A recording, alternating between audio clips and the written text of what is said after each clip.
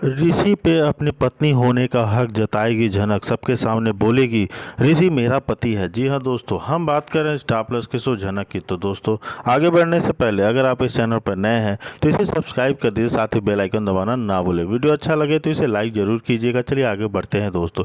जैसे कि हम देख रहे हैं कि सबके सामने फूल बोलती है कि ऋषि मेरा पति है। इधर दोस्तों फूल से ऋषि बताता है, यहाँ पर साफ साफ क्लियर कर देता है तुम गांव जाओगी लेकिन श्राद्ध के लिए, उसके बाद तुम यहाँ वापस आ जाओगी। तुम्हारा जो है ना, यहाँ पर सारा कुछ अरेंजमेंट कर दूंगा। तुम घर पे रहना चाहती हो तो ठीक है, नहीं तो मैं तुम्हारे लिए हॉस्टल की व्यवस्था कर दूंगा। तुम वहाँ रहना, वहाँ से तुम को सारी व्यवस्था दूंगा।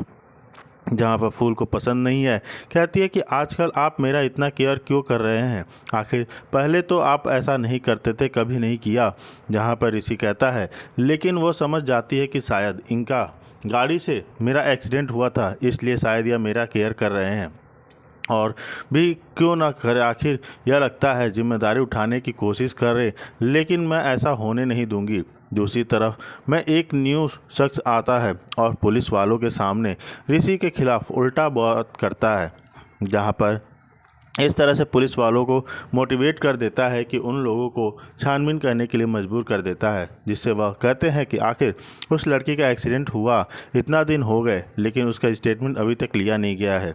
जब तो ठीक है ना, वो लड़की हो सकता है ले सकते हैं, अब उसका जो भी गवाही है उसको साफ साफ कर ले लेंगे। साफ साफ वह टारगेट ऋषि के ऊपर करता है। पुलिस वाले जो कह देते हैं कि ठीक है, बहुत जल्द इसके बारे में एक्शन लेने वाला हूँ। इधर दूसरी तरफ मैं अदिति घर पे आई हुई है, पूरे परिवार के साथ बातचीत हो रही होती है शादी के रिलेटेड, शादी कब करना है, डेट कब फिक्स होगा। लेकिन यहाँ पर सब लोग यह बोलते हैं कि जैसे ही एक बार फूल गांव चली जाएगी उसके बाद जो हम लोग शादी का डेट फिक्स कर लेंगे। सब कुछ क्लियर है, कोई दिक्कत कहीं नहीं है।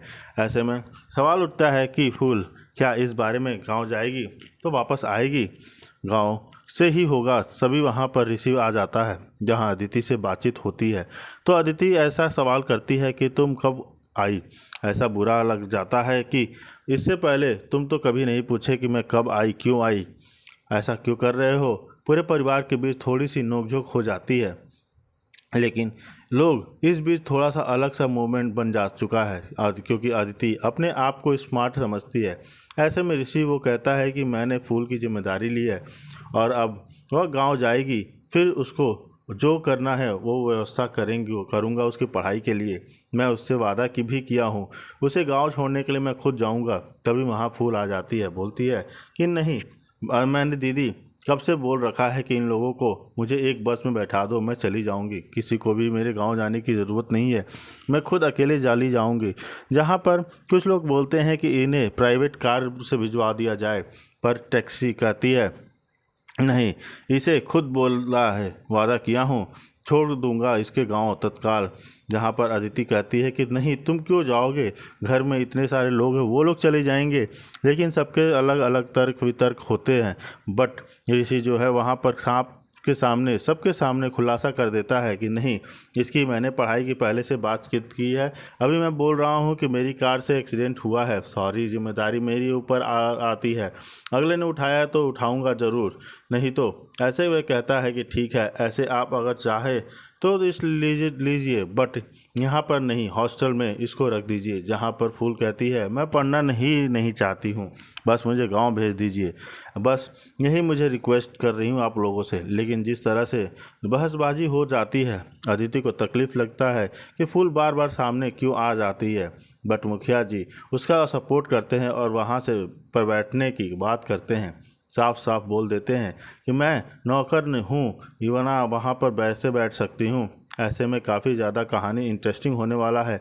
जब पुलिस वाले ऋषि के घर आते हैं और पूछताछ करते हैं कि आपकी गाड़ी से एक्सीडेंट हुआ है, ऋषि कहता है कि आप हमारे घर क्यों आए, बोल देते ना तो मैं आपके यहाँ आकर सब कुछ स्टेटमेंट दे देता। नहीं बोलते हैं, मुझे खुद आना पड़ा क्योंकि उस समय स्टेटमेंट मैंने नहीं ले पाया था।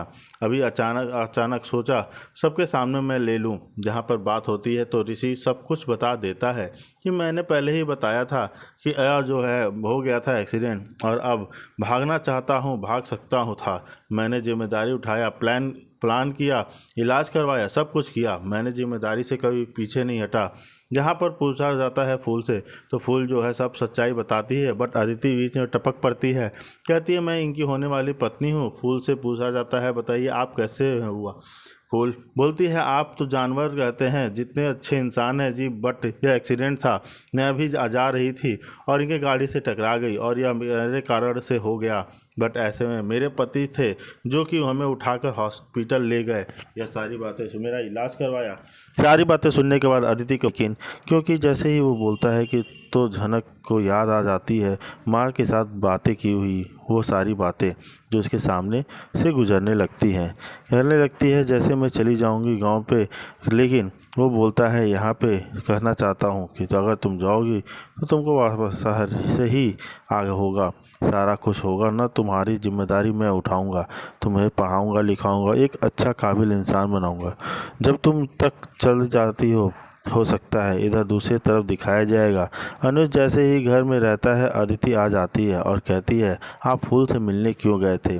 उसके सवाल ख़त्म नहीं होते, पर जब तक अर्शी आ जाती है, टपक पड़ती है वहाँ पे, और अजोत को बहुत गुस्सा आ जाता है अनिरुद्ध को कि एक ख़त्म नहीं हुआ तो दूसरा शुरू हो जाती हो, आखिर तुम लोगों में ऐसा क्या है बाकी।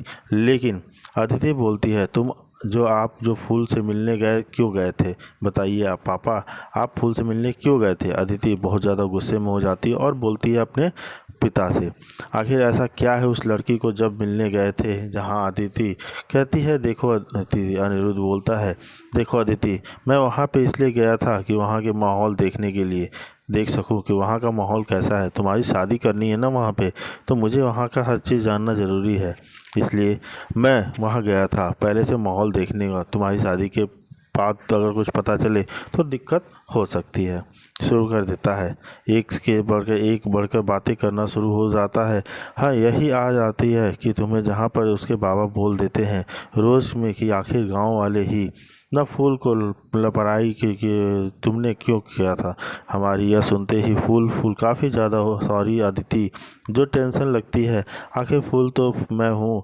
अनिरुद्ध हो जाती है और कहती है कि आखिर मैं ज़रूर पढ़ूंगी, लेकिन अपनी माँ के श्राद्ध में ज़रूर जाती। अनिरुद्ध को सारी बातें याद आती हैं, किस तरह उसने हम लोगों को मून को वापस किए थे, लेके आया था मैं झनक के हाथों से, जैसे दूर से तरफ दिखाया जाएगा कि किस तरह कैसे ऋषि वादा करता है झनक से और कहता है वो काफ़ी ज़्यादा उतावला है पूछने के लिए बहुत सारी बातें अपनी माँ के बारे में, क्या बोला है उन्होंने। जहाँ पर ऋषि साफ साफ बता देता है कि क्या क्या बताए थे तुम, अभी यह बताता है कि खास बातें बताई जो तुम्हें वर्षों से नहीं पता चल पाया है। जहाँ पर झनक बोलती है क्या बाबा के बारे में बताया उन्होंने, कहाँ रहते हैं बताइए ना। जहाँ पर ऋषि बोलता है कि छोड़ो पहले तुम्हें मैं चाहता हूँ अच्छी तरह से पढ़ाई लिखाई करो, और यहाँ पर तुम्हें अगर कोई दिक्कत होगी ना तो मैं तुम्हारे हॉस्पिटल से मतलब सारी हॉस्पिटल में एडमिशन करा दूँगा, जहाँ पे वहाँ पे जो तुम अच्छे से पढ़ाई कर सकोगी। जैसे ही बाबा का सच सुनती है तो वो ज़्यादा परेशान हो जाती है, घबरा जाती है। प्लीज़ आप बताइए ना कौन है मेरे बाबा, कहाँ रहते हैं, क्या नाम है उनका। लेकिन ऋषि बोलता है सब न मैं बातें तुम्हें बताऊंगा, लेकिन सही समय आने पर, उसके लिए अभी सही समय नहीं है। जब तक तुम बच नहीं पा जाओगी कुछ कर आओ तो, ताकि अगला ये ना लगे कि तुम्हें उसे भी मिलेगा जो बोलेगा कि मदद के लिए आई है। मैं चाहता हूँ तुम ऐसा उससे मिलो जब तुम कुछ बच जाओ, जो तुम्हें ताकि अलग को गर्व हो। धन्यवाद देती है ऋषि आप, लेकिन यह चीज़ समझ में आ रहा है इतने कैसे बदल गए हैं। ऋषि बोलता है कि देखिए जो समय के अनुसार होता है, समय था माहौल था, अभी माहौल अलग हो गया है, इसलिए मैं तुम्हें ऐसे बातें कर रहा हूँ। जहाँ पर फूल को बहुत खुशी होती है ऋषि ये बिहेवियर का देखकर, आखिर ऋषि बार बार यह बोलता है। तभी दूसरी तरफ दिखाया जाता है कि रोज़ अनिरुद्ध बाबा वह रूम वो चले जाते हैं जिसकी तरफ वही के नाम पे उसको 56 भोग लगा दें। तभी ऐसी वैसी बातें हो रही होती हैं जहां पुलिस फुल सपोर्ट करते हैं और वहां पर इस तरह के सब चिल्लाने लगते हैं। ऐसा लगता है कि मानो इसके घर में कोई कदर ही नहीं है। लेकिन पुतुल दीदी आती हैं और कहती हैं कि छोड़ दीजिए दादा, मैं ना उसे छोड़ थोड़ी सी खिचड़ी दे रही हूँ और उसे अच्छा लगेगा, लेकिन लोग कहते हैं कि वो अभी तक कुछ खाई नहीं है, ना कुछ खाई नहीं है, बस रोए जा रही है। आप समझने की कोशिश क्यों नहीं कर रहे? तो यहाँ पर मुखिया जी कहते हैं, कोई बात नहीं, थोड़ा सा क्लियर कर हम लोग कर सकते हैं ना। अरे बेचारी के प्रति ऐसी हालत हो चुकी है, उसकी माँ गुजर चुकी है, उसका जो हालत है वह नहीं जाने कैसा होगा, रो रो के उसका बुरा हाल हो रहा है। लेकिन आप लोग थोड़ा सा भी कुछ समझने की कोशिश ही नहीं कर रहे हैं। बस ऐसी हालत में कोई आप लोग की जहाँ पर पुत्र दीदी कहती हैं, आप लोग कुछ नहीं करना, तुम मत कीजिए, हम उसको हेल्प कर लेंगे। लेकिन लोग यहाँ पे कहते हैं, ऐसे तो बैठ के रोई जा रही है, इससे बढ़िया वह गांव चली जाती। जहाँ पर मुखिया जी कहते हैं, नहीं, अभी 10 दिन इसके लिए बहुत कष्टदायक है, क्योंकि 10 दिनों के बाद वह जो कुछ भी कर सकती है। इन लोग कहते हैं 10 दिन और 10 दिन गांव में बिताएंगे, अच्छा रहेगा उसके लिए हम सब कुछ नहीं कर सकते हैं। यहाँ पर बात लेकर बतंगड़ बन जाता है, बखेड़ा खड़ा शुरू हो जाता है। घर में बहुत बड़ा हंगामा मच जाता है। सब लोग उसको केयर करने के नाकारे करने लग जाते हैं।